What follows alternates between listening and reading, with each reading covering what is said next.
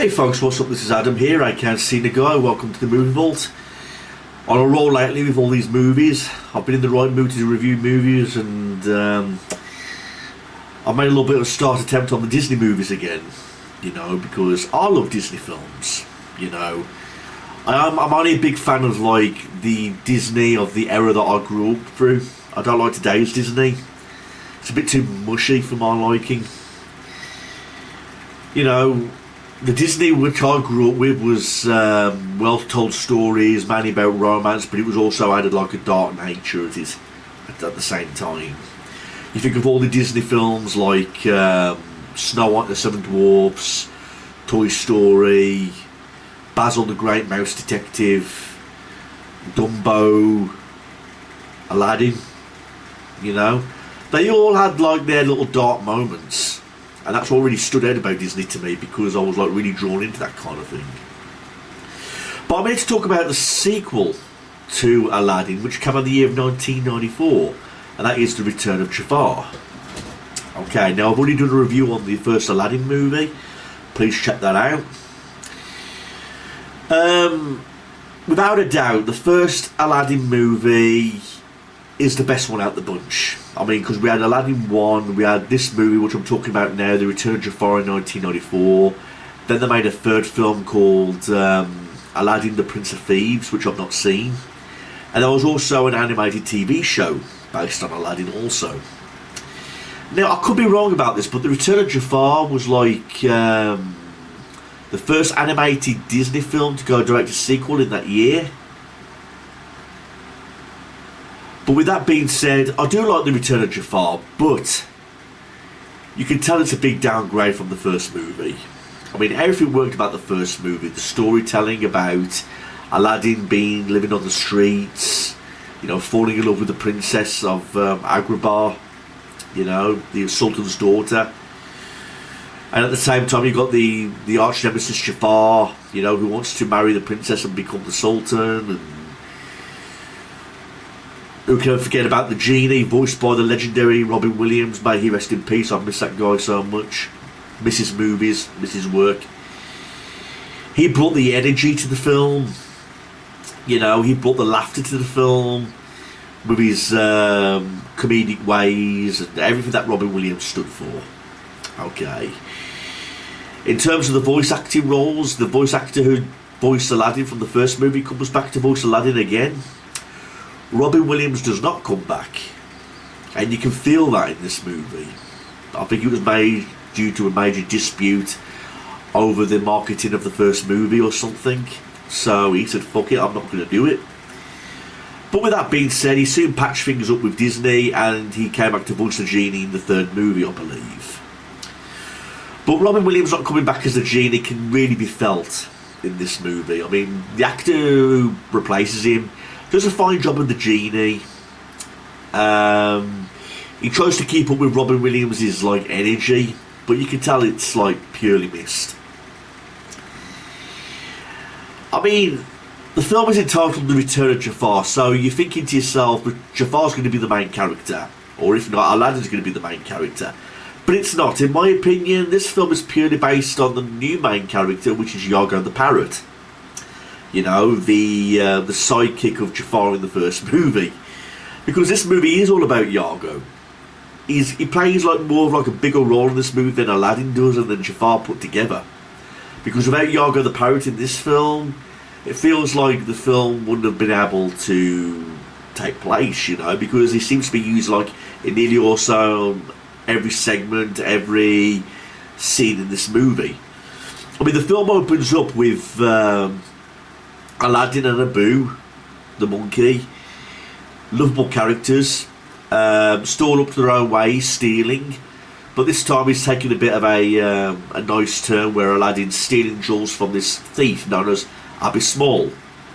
He steals a jewel and feeds excuse my French, and feeds it to the poor people of Agrabah because he's on the magic carpet, he's throwing all the jewels down, and Abu Small wants revenge on Aladdin because he keeps on stealing from him, and he's trying to find a way to do it.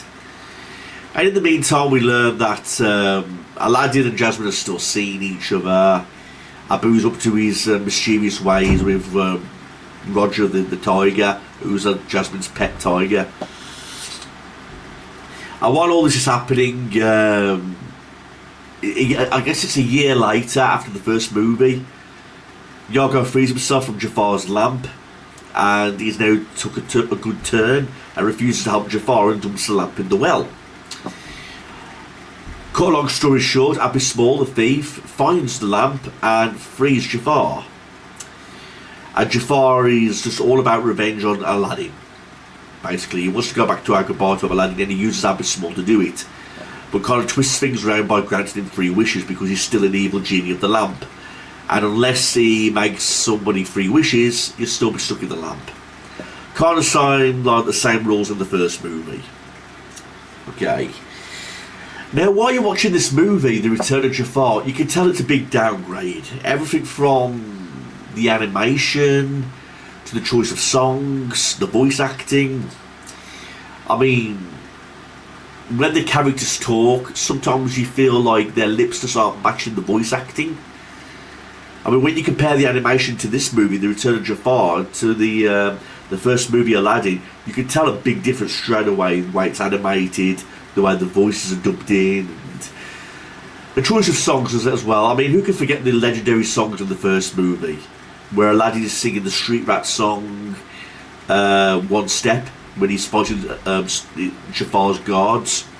Who can forget Robin Williams' music, You Got a Friend Like Me, you know, and A Whole New World, where Jasmine and Aladdin are on the magic carpet.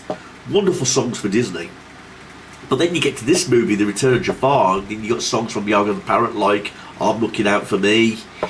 There's a song in the middle of the movie where Aladdin and Jasmine patch things up, and they're singing Can't Forget About Love.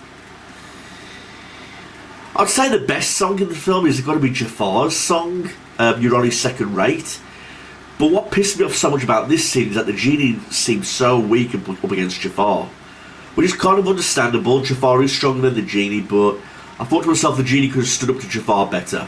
Because when he does return to Agrabah, Jafar, he confronts the genie and Abu, and he's singing the second rate song where he's basically making fun of the genie, making him look weak, making him look old, making him look less powerful than him, and he puts him like in this magic globe so he can't escape. And I thought to myself, that's a bit of a kick in the teeth for the genie character, you know. I mean, I'm glad I stuck to the rules of the first movie, where he says he's a genie and genies can't kill anybody, but you'd be surprised what you can live through.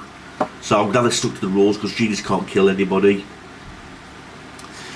I suppose that was the reason for why Jafar never killed the Sultan in this movie, because there's a scene, you know, where the Sultan and Jasmine were kidnapped, and Jafar framed Aladdin for the murder of the Sultan, you know, so I suppose he framed Aladdin because he can't kill him himself. I mean, in the middle of the movie, it feels like Aladdin didn't really have that much to do, because yeah, he falls out with Jasmine because he's hiding Yago away from Jasmine, lying to her. A bit of a stupid lie, but they soon reconnect.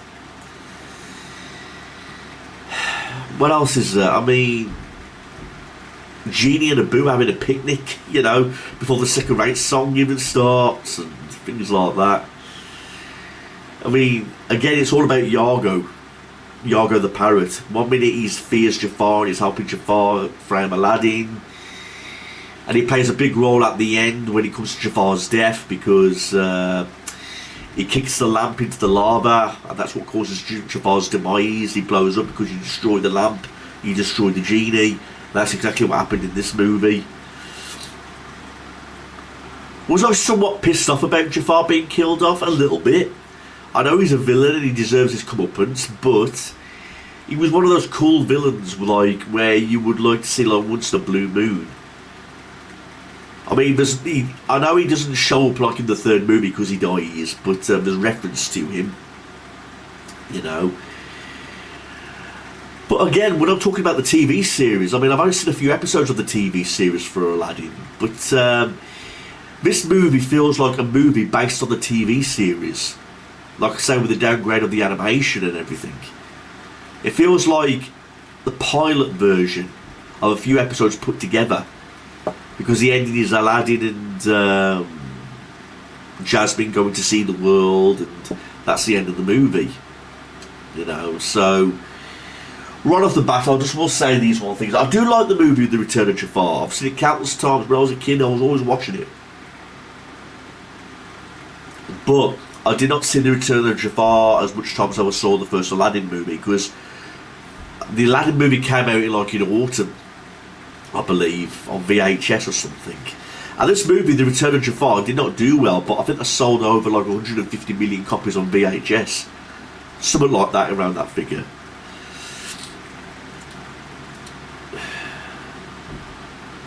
What else is there? I mean, I've mentioned the songs, I've mentioned the voice acting, I've mentioned the animation. Yeah, another song I liked was by the Genie in this movie, Nothing in the Whole Wide World. That was really good.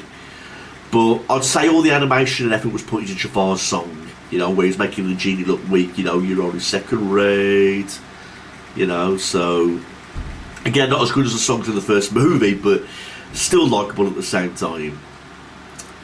Now, how do I feel about Yago the parrot? Sometimes I feel he's a little bit annoying, you know, with his high-pitched shouting, and Jafar is so large and in charge, you know, you're like, shut the fuck up, Yago. You know, you're giving everybody a fucking headache with your voice acting and whatever the fuck, but no complaint. And he's the first parrot I've ever known that's got teeth, by the way. Yeah, so without Yago, this film wouldn't have worked, because he's like the main character from right at the start of this movie all the way throughout to like the last act. You know, it even focuses on him at the end, you know, he's all bandaged up after when Jafar set a light to him and all that kind of stuff. Will I see the third movie?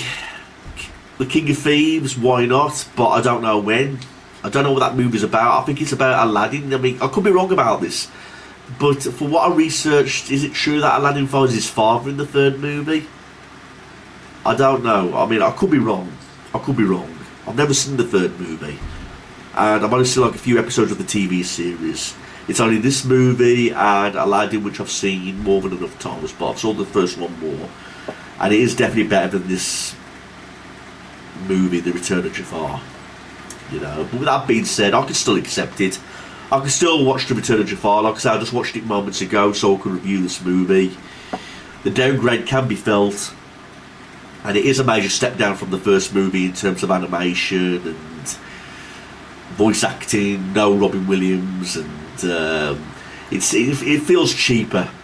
Put it that way, it does feel cheaper, and that can really be felt. But other than that, a fine movie. The storyline was a bit lacking.